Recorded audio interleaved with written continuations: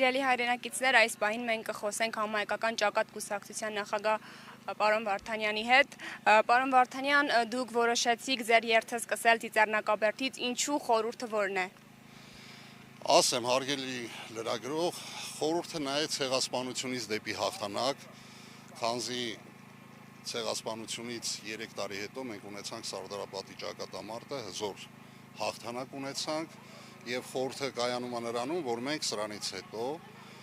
ամեն ինչ ուղղելու ենք դեպի հաղթանակին։ Մենք հիշում ենք, հարգում ենք մեր տոները, սուգը, մեր հաղթանակները, բայց մենք պետք է այս պարագայում արդեն մենք գնանք սքից դեպի հաղթանակ։ Մենք պետք չի մնանք սքավորի կարգավիճակում։ Այ խորհուրդը հիմնականում դրա համար էր, դրան էր վերաբերվում, դրա համար մենք այսօր ցեղասպանության թանգարանից, ցեղասպանության զոհերի հիշատակի նվիրված հարգանքի տուրք մատուցելուց հետո մենք շարժվում ենք դեպի հաղթանակ։ Նաև հիշացնեմ, որ ցեղասպանության հուշարձանի մոտ մեր 88 թվականի գաղափարային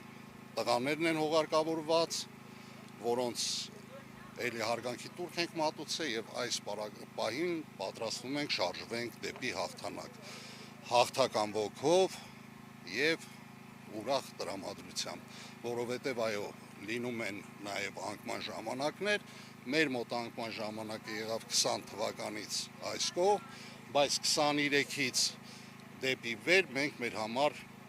կերտում ենք դեպի հաղթանակ։